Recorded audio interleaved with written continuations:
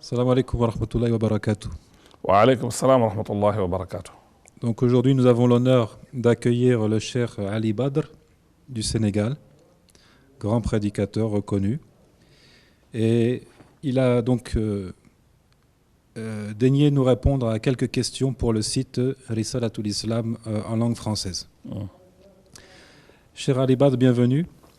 Merci. J'aimerais tout d'abord que vous nous résumiez l'histoire de l'islamisation du Sénégal. Comment et quand est-ce que l'islam est entré au Sénégal? Bismillah ar-Rahman ar-Rahim, alhamdulillah, wa salatu wa salam ala rasulillah. Comme d'après les historiens, on dit que l'islam est arrivé au Sénégal 2 siècles après l'Arabie. C'est, comme je disais en arabe, c'est les commerçants arabes musulmans qui ont venu au Sénégal pour échanger, c'est-à-dire économiquement, avec nos parents, nos ancêtres, qui ont été des païens, qui n'ont jamais connu une religion divine, c'est-à-dire en traitant avec eux, ils ont constaté que ceux-là sont très honnêtes, très véridiques. Ils étaient influencés par ces comportements, alhamdulillah, islamiques. Ils ont posé des questions. Qui êtes-vous? Venez d'où? Ceux-là ont répondu disant que Dieu a envoyé un prophète vers eux qui les a enseigné le Coran, c'est-à-dire la foi pure, qui les a enseigné aussi de s'éloigner de tout ce qui est illicite, comme par exemple manger, c'est-à-dire al-maïta, et aussi utiliser le riba et tout ça. Donc, ceux-là aussi ont été influencés par cela, parce que tout le monde aime ce qui est bien. Ils ont embrassé l'islam. Ceux-là ont commencé aussi à les enseigner le Coran, la Sunna et tout ça. Ils ont commencé à mémoriser le Coran. C'est à partir de là que l'islam a commencé à s'étendre en Afrique de l'Ouest. Donc ils ont été impressionnés par leur bon comportement. Oui. Très impressionnant. Et les enseignements tels que l'interdiction de manger la bête morte ou encore de manger de l'intérêt usuraire. Oui. D'accord. Nous entendons parler, nous, d'un patrimoine scientifique au Sénégal avec un certain nombre de manuscrits, notamment écrits dans le village de Kouki, si la prononciation est exacte, concernant la grammaire arabe et d'autres sciences même, concernant également la tradition prophétique.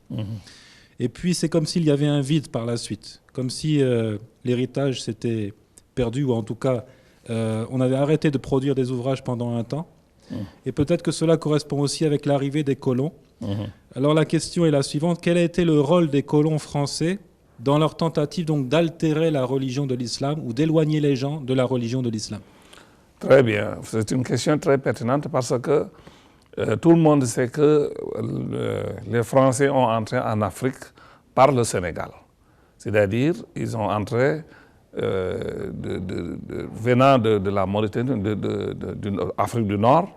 Mais avant d'entrer, ils ont fait la guerre avec nos parents qui ont dit non, vous ne pouvez pas entrer dans notre pays. Mais comme il n'y avait pas, c'est-à-dire, comment on appelle ça, la force équitable, je ne sais pas si je peux m'exprimer ainsi, ils ont gagné la guerre, ils ont imposé, c'est-à-dire ils ont colonisé le Sénégal, ils ont fermé les écoles coraniques, et ils ont interdit tout enseignement qui concerne l'islam ou la langue arabe. Ils ont ouvert leur école, ils ont forcé les gens de même inscrire leurs enfants dans leurs écoles pour étendre leur culture et leur langue. Ils ont colonisé le Sénégal, c'est ça. Donc, on a même dit qu'il y avait des orientalistes français qui sont venus uniquement pour interdire l'entrée des livres islamiques authentiques au Sénégal. Parce que les Français ont connu l'islam avant c'est-à-dire d'arriver au Sénégal. Parce qu'il y avait les guerres, ce qu'on appelle la Hurub al-Salibiyya, entre l'Occident et l'Orient. Donc, ils étaient là, leur travail, ils avaient un bureau à Saint-Louis.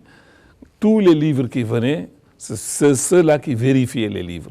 Si c'est des livres basés sur le soufisme, ou les bid'a et les khurafat, on laisse entrer.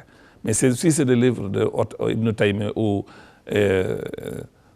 les livres, si c'est les livres par exemple authentiques, on prend ces livres, on jette dans la mer ou on brûle.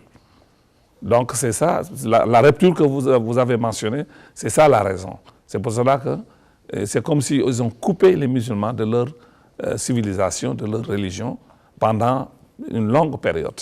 Ce qui fait qu'après l'indépendance, il y avait une autre génération différente de la précédente. C'est ça qui a fait qu'il y a cette rupture-là. Mais c'est vrai, il y a des écritures que nos parents ont écrit, comme par exemple en grammaire, il y a des livres grammaire écrits par nos parents qui n'étaient pas des Arabes. Et c'est des livres que les Sénégalais ont appris, alhamdulillah, jusqu'à maîtriser la langue arabe. D'accord. Donc peut-être qu'il y a un lien entre ce qui vient d'être dit et la question suivante. Parce que le Sénégal, à travers le monde, est connu malheureusement aussi par son sectarisme. On sait que les Sénégalais sont majoritairement musulmans, mais on sait aussi qu'ils sont rattachés à des confréries mystiques.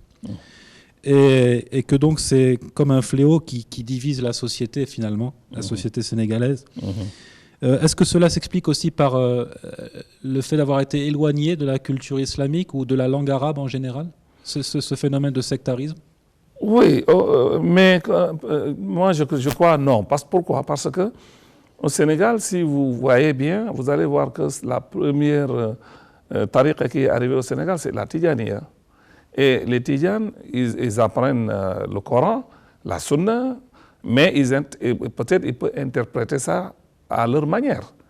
Mais les autres aussi apprennent l'arabe, la grammaire et tout ce qui concerne l'islam. C'est seulement le problème, il y a des divergences entre eux, mais leur doctrine, c'est la même chose. Il n'y a pas de différence. Il n'y a pas de différence. C'est-à-dire, comme ils n'ont pas appris le Coran tel que le prophète sallallahu alayhi wa sallam a enseigné, et ils s'éloignent de l'islam sans sentir, sans savoir. Parce qu'il y a un seul islam, il n'y a pas de l'islam. Si quelqu'un, par exemple, pratique la religion différemment de la pratique du prophète sallallahu alayhi wa sallam, on dit que celui-ci, bon, pour ne pas dire qu'il n'est pas musulman, mais on dit qu'il s'éloigne de l'islam.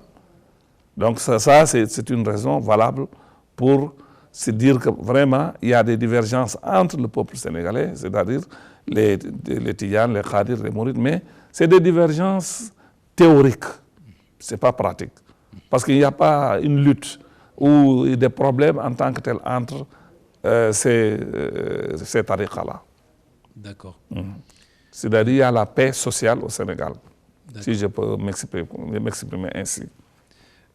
Donc vous dites que les confréries ne constituent finalement qu'un bloc, mais toutefois pratiquant un islam qui est quelque peu altéré, notamment sur le plan dogmatique. Oui. Est-ce que le Sénégal connaît un réveil islamique comme le connaissent d'autres pays musulmans et notamment d'autres pays arabes? Et comment est-ce qu'est perçu donc ce prêche sunnite, je vais l'appeler comme ça, ce prêche sunnite de la part des membres des confréries? Oui, absolument. Il y a une grande renaissance islamique au Sénégal. Alhamdulillah, depuis bientôt 25 ans ou plus ou au moins un peu, je ne sais pas, il y a, c'est-à-dire les jeunes sont en train de revenir vers la religion authentique, c'est-à-dire basée sur le Coran et la Sunna. C'est-à-dire les sunnites maintenant sont en train de étendre l'islam partout au Sénégal. Parce que dans chaque ville, tu trouves par exemple une communauté sunnite tu trouves leurs mosquées, les écoles, ils sont là, nombreux, alhamdulillah, ils travaillent. Mais les autres ne peuvent pas apprécier, c'est-à-dire les sunnites, parce qu'ils savent très bien que les sunnites ne croient pas comme eux. Et puis, si la sunna s'étend au Sénégal, ils vont perdre ces pouvoirs spirituels qu'ils détiennent, parce que moi je peux dire que le peuple sénégalais a besoin d'une libération. Parce que les musulmans là-bas n'adorent pas Dieu comme il le faut. Ils s'adorent entre eux. Et ça, ce n'est pas ce que Dieu nous a recommandé. Parce que Dieu dit قُلْ يَا أَهْلَ الْكِتَابِ تَعَالَوْا إِلَى كَلِمَةٍ سَوَاءٍ بَيْنَنَا وَبَيْنَكُمْ أَلَّا نَعْبُدَ إِلَّا اللَّهَ وَلَا نُشْرِكَ بِهِ شَيْئًا وَلَا يَتَّخِذَ بَعْضُنَا بَعْضًا أَرْبَابًا مِنْ دُونِ اللَّهِ. Ça, c'est adressé aux Ahlul Kitab, mais c'est adressé aussi à nous. Il faut qu'on vienne vers Dieu, on croit à un seul Dieu, et suivre le prophète Mohammed sallallahu alayhi wa sallam, être une communauté, et sans savoir, c'est-à-dire considérer les tariqas ou tout ça, parce que ça, ce n'est pas ce que le prophète a enseigné. Ça n'existait pas à l'époque du prophète sallallahu alayhi wa sallam. D'accord. Donc je vais prendre la peine de traduire le verset que vous venez de citer, Ouais. pour que l'auditoire comprenne. Ouais. Donc Allah subhanahu dans son livre a interpellé le prophète en disant « Dis aux gens du livre, venez à une parole commune entre nous et vous, que nous n'adorions qu'Allah sans rien lui associer, et que les uns ne prennent pas les autres pour seigneurs en dehors de Dieu. » En dehors de Dieu.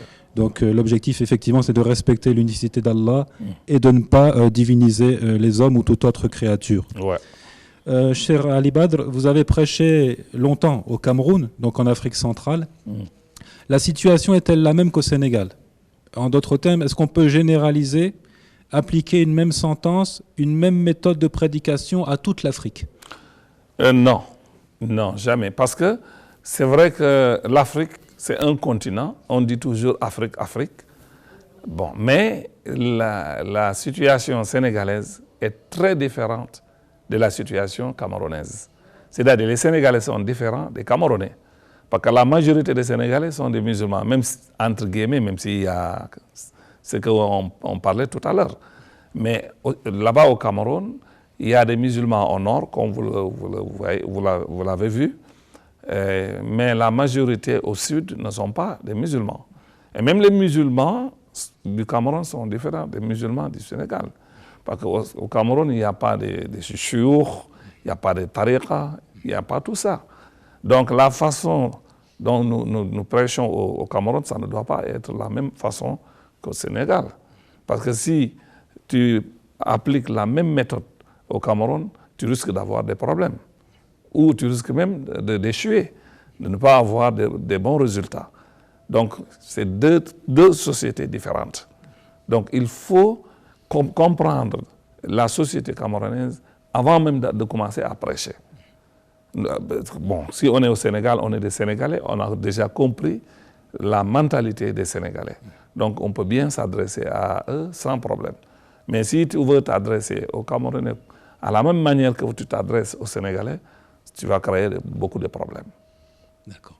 Donc, si je comprends bien, on ne peut pas donc généraliser et à chaque pays sa culture, sa mentalité. Et donc, en fonction de ça, le prédicateur doit s'adapter. Oui. Il y a des choses communes entre nous tous. C'est-à-dire, je peux dire à un musulman, n'importe où dans le monde, crois en Dieu. Hein? Je peux l'appeler à appliquer le Coran et la Sunna. Mais nous parlons des détails. Et les mentalités ne sont pas les mêmes. Et quand est-ce que tu peux prêcher, quand est-ce que tu ne peux pas prêcher? Comment tu peux t'adresser aux Camerounais et comment tu peux t'adresser aux Sénégalais? Parce qu'il y a des choses qu'on dit au Sénégal, ici en Arabie Saoudite, qu'on ne peut pas dire au Sénégal.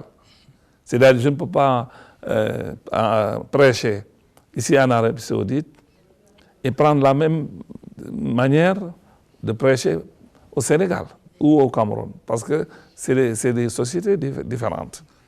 Voilà. Oui,